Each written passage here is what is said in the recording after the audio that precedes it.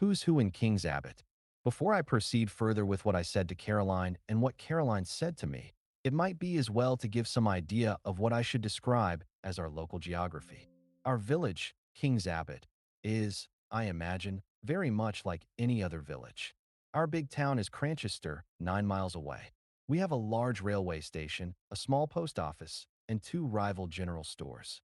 Able-bodied men are apt to leave the place early in life, but we are rich and unmarried ladies and retired military officers.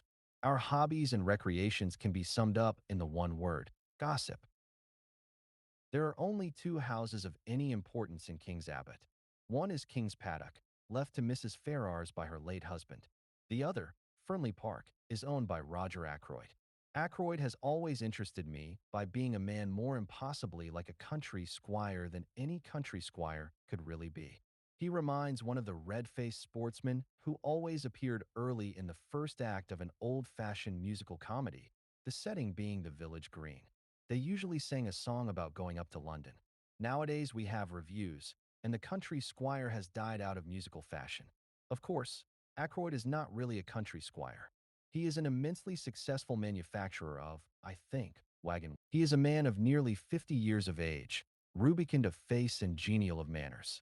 He is hand in glove with the vicar, subscribes liberally to parish funds, though rumor has it that he is extremely mean in personal expenditure, encourages cricket matches, lads' clubs, and disabled soldiers' institutes. He is, in fact, the life and soul of our peaceful village of King's Abbot.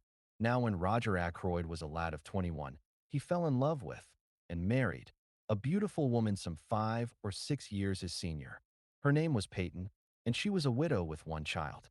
The history of the marriage was short and painful. To put it bluntly, Mrs. Ackroyd was a dipsomaniac. She succeeded in drinking herself into her grave 4 years after her marriage. In the years that followed, Ackroyd showed no disposition to make a second matrimonial adventure. His wife's child by her first marriage was only 7 years old when his mother died. He is now 25. Ackroyd has always regarded him as his own son and has brought him up accordingly, but he has been a wild lad and a continual source of worry and trouble to his stepfather. Nevertheless, we are all very fond of Ralph Paton in King's Abbot. He is such a good-looking youngster for one thing. As I said before, we are ready enough to gossip in our village. Everybody noticed from the first that Ackroyd and Mrs. Ferrars got on very well together.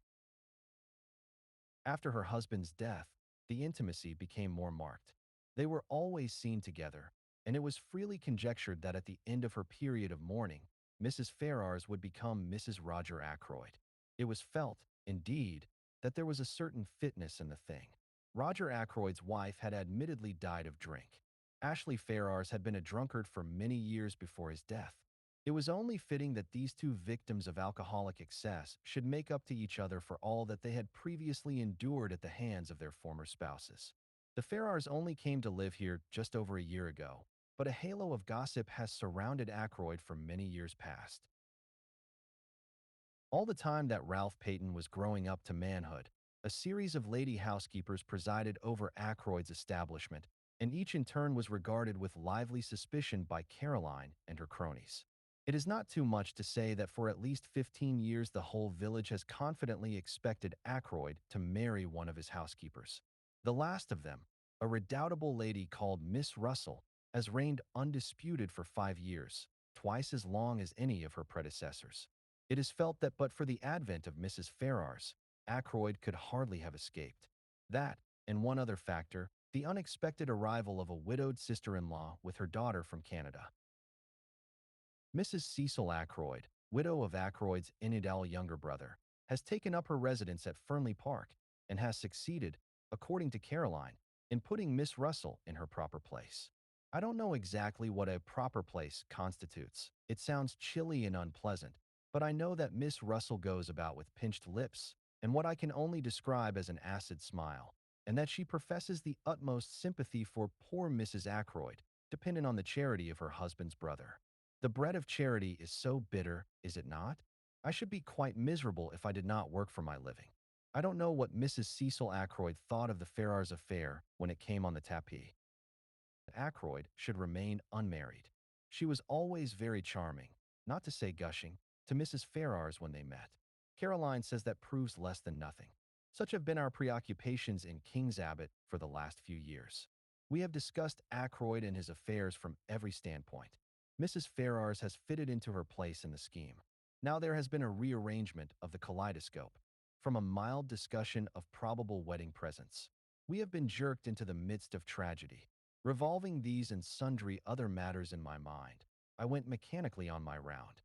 I had no cases of special interest to attend, which was, perhaps, as well, for my thoughts returned again and again to the mystery of Mrs. Ferrars's death.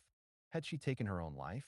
Surely, if she had done so, she would have left some word behind to say what she contemplated doing. Women, in my experience, if they once reach the determination to commit suicide, usually wish to reveal the state of mind that led to the fatal action. They covet the limelight. When had I last seen her? Not for over a week. Her manner then had been normal enough considering everything. Then I suddenly remembered that I had seen her, though not to speak to, only yesterday. She had been walking with Ralph Paton, and I had been surprised because I had had no idea that he was likely to be in King's Abbot. I thought, indeed, that he had quarreled finally with his stepfather. Nothing had been seen of him down here for nearly 6 months. They had been walking along, side by side, their heads close together, and she had been talking very earnestly. I think I can safely say that it was at this moment that a foreboding of the future first swept over me. Nothing tangible as yet, but a vague premonition of the way things were setting. That earnest tete-a-tete between Ralph Paton and Mrs. Ferrars the day before struck me disagreeably. I was still thinking of it when I came face to face with Roger Ackroyd. "Sheppard," he exclaimed, "just the man I wanted to get hold of. This is a terrible business." "You've heard, then?" He nodded. He had felt the blow keenly, I could see. His big red cheeks seemed to have fallen in, and he looked a positive wreck of his usual jolly, healthy self. "It's worse than you know," he said quietly. "Look here, Sheppard, I've got to talk to you. Can you come back with me now?" "Hardly. I've got 3 patients to see still, and I must be back by 12 to see my surgery patients." "And this afternoon?" "No, better still, dine tonight." "At 7:30? Will that suit you?" "Yes, I can manage that all right." "What's wrong? Is it Ralph?" I hardly knew why I said that, except, perhaps, that it had so often been Ralph. Ackroyd stared blankly at me as though he hardly understood. I began to realize that there must be something very wrong indeed somewhere. I had never seen Ackroyd so upset before. "Ralph?" he said vaguely. "Oh, no, it's not Ralph. Ralph's in London, damn. Here's old Miss Ganett coming. I don't want to have to talk to her about this ghastly business. See you tonight, Sheppard. 7:30. I nodded, and he hurried away, leaving me wondering. Ralph in London? But he had certainly been in King's Abbot the preceding afternoon. He must have gone back to town last night or early this morning, and yet Ackroyd's manner had conveyed quite a different impression. He had spoken as though Ralph had not been near the place for months. I had no time to puzzle the matter out further. Miss Ganett was upon me, thirsting for information. Miss Ganett has all the characteristics of my sister Caroline, but she lacks that unerring aim in jumping to conclusions which lends a touch of greatness to Caroline's maneuvers. Miss Ganett was breathless and interrogatory. Wasn't it sad about poor dear Mrs. Ferrars? A lot of people were saying she had been a confirmed drug taker for years. So wicked the way people went about saying things. And yet, the worst of it was, there was usually a grain of truth somewhere in these wild statements. No smoke without fire. They were saying, too, that Mr. Ackroyd had found out about it and had broken off the engagement because there was an engagement. She, Miss Ganett, had proof positive of that. Of course I must know all about it. Doctors always did, but they never tell? And all this with a sharp, beady eye on me to see how I reacted to these suggestions. Fortunately, long association with Caroline has led me to preserve an impassive countenance and to be ready with small, noncommittal remarks. On this occasion, I congratulated Miss Ganett on not joining in ill-natured gossip.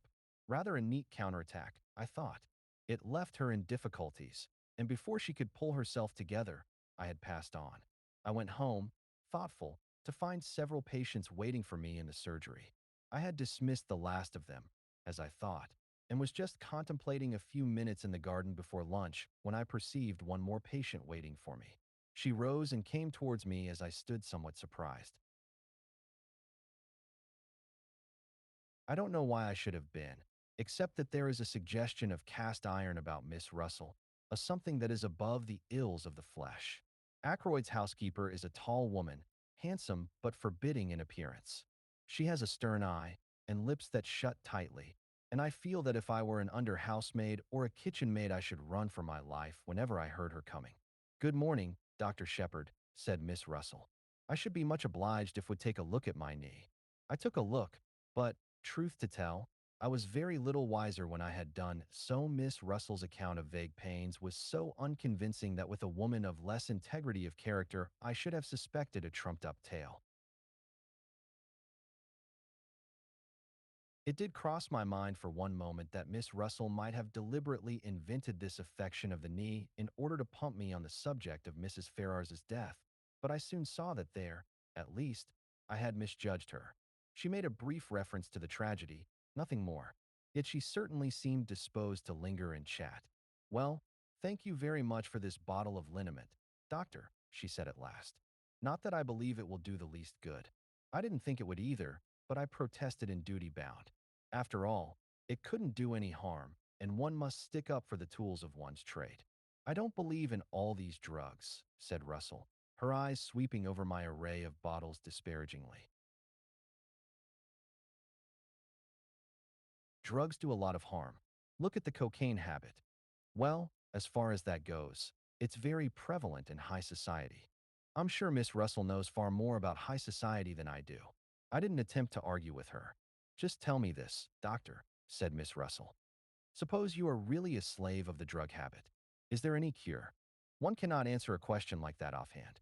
I gave her a short lecture on the subject, and she listened with close attention. I still suspected her of seeking information about Mrs. Ferrars. "Now, Veronal, for instance," I proceeded.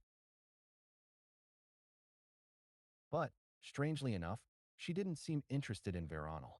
Instead, she changed the subject and asked me if it was true that there were certain poisons so rare as to baffle detection. "Oh," I said, "you've been reading detective stories." She admitted that she had. "The essence of a detective story," I said, "is to have a rare poison, if possible something from South America, that nobody has ever heard of, something that one obscure tribe of savages used to poison their arrows with. Death is instantaneous, and Western science is powerless to detect it. That is the kind of thing you mean." "Yes. Is there really such a thing?" I shook my head regretfully. "I'm afraid there isn't. There's Quare, of course." I told her a good deal about Quare, but she seemed to have lost interest once more. She asked me if I had any in my poison cupboard, and when I replied in the negative, I fancy I fell in her estimation. She said she must be getting back, and I saw her out at the surgery door just as the luncheon gong went. I should never have suspected Miss Russell of a fondness for detective stories. It pleases me very much to think of her stepping out of the housekeeper's room to rebuke a delinquent housemaid, and then returning to a comfortable perusal of the mystery of the seventh death, or something of the kind. Practice time. The life and soul. Being the central person in a group or community. Roger Ackroyd is described as the life and soul of the village because he is involved in funds, matches, and local clubs. On the tapis. Currently being discussed or on the table for debate. Dr. Sheppard wonders what Mrs. Cecil Ackroyd thought when the affair between Roger and Mrs. Ferrars came on the tapis. To covet the limelight. To strongly desire attention and want other people to notice or focus on you. To be hand in glove. To be very close or friendly with someone, and to work or act together closely. No smoke without fire. A proverb meaning that if rumors exist, there is usually a real issue causing them. Miss Ganett uses this phrase to justify her belief in the dark rumors surrounding Mrs. Ferrars. Put someone in their proper place. To humble someone who is acting above their station and remind them of their position. Mrs. Cecil Ackroyd has supposedly succeeded in putting the formidable Miss Russell in her proper place. A grain of truth. A very small amount of factual accuracy hidden within a fabricated rumor. Miss Ganett states that despite wild statements, there is usually a grain of truth somewhere. A trumped-up tale. A false, fabricated, or exaggerated story used as a deceptive excuse. Dr. Sheppard briefly suspects Miss Russell's vague knee pain might be a trumped-up tale to hide her true motives. To pump someone. To cleverly interrogate or draw information out of another person. Dr. Sheppard suspects Miss Russell faked her injury in order to pump him for information about Mrs. Ferrars's death. Fall in someone's estimation. To lose someone's respect or to be viewed less favorably by them. Dr. Sheppard feels he fell in Miss Russell's estimation when he admitted he did not have rare poisons in his cupboard. Now retell the story in your own words. Use the hints and the scenes to help you. Our village, King's Abbot, is, I imagine, very much like any other village. Our hobbies and recreations can be summed up in the one word, gossip. They say she'll marry Roger when her mourning is over. Of course she will. He was not deserving a Setchner's kill. He completely forthought Stasbegad knows you salt. I need to talk to you. Is it Ralph? Ralph. Ralph is in London. See you tonight, Sheppard, 7:30. Are there poisons so rare as to baffle detection? You've been reading detective stories. I have to admit that I had.